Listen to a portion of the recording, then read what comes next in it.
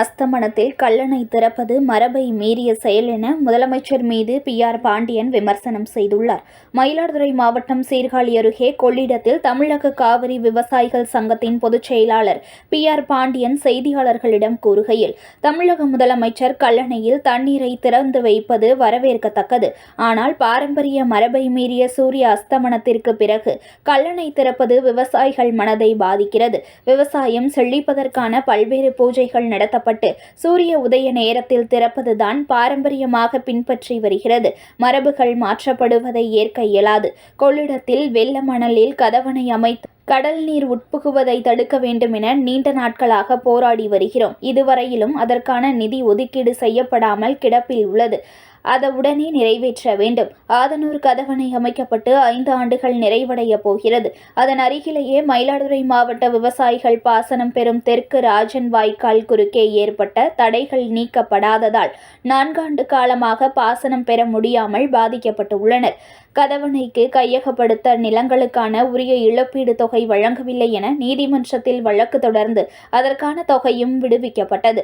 ஆனால் விவசாயிகளுக்கு நிர்வாக காரணங்களை சொல்லி இதுவரையிலும் இழப்பீடு வழங்கப்படாததால் பாதிக்கப்பட்ட விவசாயிகள் தெற்கு ராஜன் வாய்க்கால் பகுதிகளில் இருக்கிற தடையை அகற்றுவதற்கு அனுமதிக்கவில்லை. இதுகுறித்து தஞ்சை மாவட்ட நிர்வாகத்தோடு முதலமைச்சர் நேரடியாக தலையிட்டு தீர்வு காண வேண்டும். கொள்ளிடம் ஆற்றில் புதிதாக அமைக்கப்பட உள்ள படுகை அணை மிக பெரும் பேராபத்தை உருவாக்கும். எனவே அதனை மாற்றி கதவணையாக திட்டமிட வேண்டும். காவிரி டெல்டாவில் கதவணைகள் சீரமைப்பு பணிக்கு 18 கோடி ரூபாய் நிதி ஒதுக்கப்படுவதாக சட்டமன்றத்தில் அறிவிக்கப்பட்டது. ஆனால் இதுவரையிலும் அரசாணை வெளியிட்டு நிதி வழங்கப்படவில்லை. உடனே வழங்க வேண்டும். தேசிய மயமாக்கப்பட்ட வங்கிகளில் பெற்ற கடனை தள்ளுபடி செய்ய தமிழ்நாடு அரசு முன்வரவில்லை. கூட்டுறவு வங்கியில் சிபில் ஸ்கோர் கேட்டு மீண்டும் பிரச்சனை எழுந்துள்ளது. ஏற்கனவே கூட்டுறவுத்துறை அமைச்சர் பெரிய கருப்பன் சிபில் ஸ்கோர் பார்க்க மாட்டோம், கடனை பெற்றுக்கொள்ளலாம் என்று அறிவித்துவிட்டார். ஆனால் பதிவாளர் சுற்றறிக்கையின்படி மாவட்ட இணை பதிவாளர்கள் தற்போது தொடக்க வேளாண் கூட்டுறவு வங்கிகளுக்கு சிபில் ஸ்கோர் பார்த்து உறுதி செய்யப்பட்ட பிறகுதான் கடன் வழங்க வேண்டும் என்று சுற்றறிக்கை அனுப்பியுள்ளனர். இதனை காரணம் காட்டி கடன் கொடுக்க மறுக்கப்படுகிறது. இதுகுறித்து முதலமைச்சர் விளக்கம் அளிக்க வேண்டும். புதுச்சேரி மாநில அரசு ஹெக்டர் ஒன்றிற்கு 15,000 ஊக்க நிதியாக வழங்குகிறது. தெலுங்கானா அரசு ஏக்கர் ஒன்றிற்கு 15,000 வழங்குகிறது.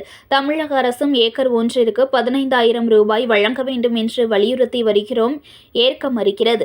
குறுவை தொகுப்பு திட்டம் மூலம் விவசாயிகளுக்கு தலா 1 ஏக்கருக்கு மட்டுமே வழங்க முடியும் என்று அறிவிப்பது மிகுந்த ஏமாற்றம் அளிக்கிறது. மேட்டூர் கல்லணையில் தண்ணீரை திறப்பதால் விவசாயம் விளைந்து விடாது.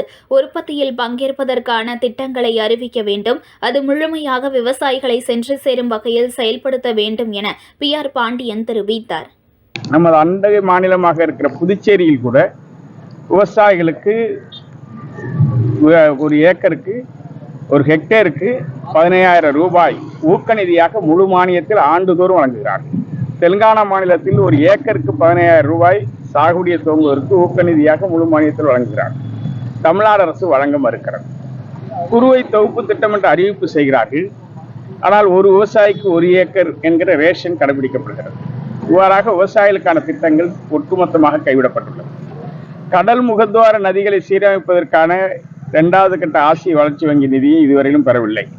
நான் நின்று கொண்டிருக்கிற கொள்ளிடம் ஆற்றில் கடல் நீர் 30 கிலோமீட்டருக்கு மேல் மேற்கு நோக்கி பாய்கிறது. அதை தடுத்து கடல் முகத்வாரத்தில் கதவணை அமைக்கப்பட வேண்டும் என்று கடந்த ஆட்சியில் திட்டம் போடப்பட்டது.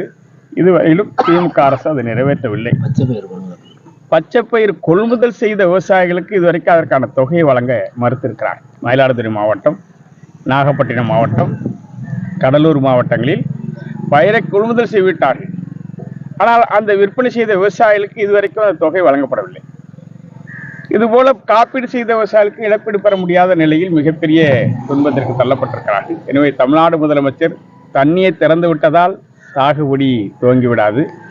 சாகுபடியை துவங்கிவிட்டதால் விவசாயிகளால் அறுவடை செய்ய இயலாது. பருவகால மாற்றங்களில் மிகப்பெரிய பாதிப்பு உள்ளாயிருக்கிற இந்த விவசாயிகளை பாதுகாப்பதற்கான திட்டங்களை உடனடியாக அவர் துவங்க வேண்டும். ஏக்கர் ஒன்றுக்கு 15,000 ரூபாய் ஊக்க நிதியாக வழங்கி விவசாயிகளை ஊக்கப்படுத்த வேண்டும் என்று வலியுறுத்தி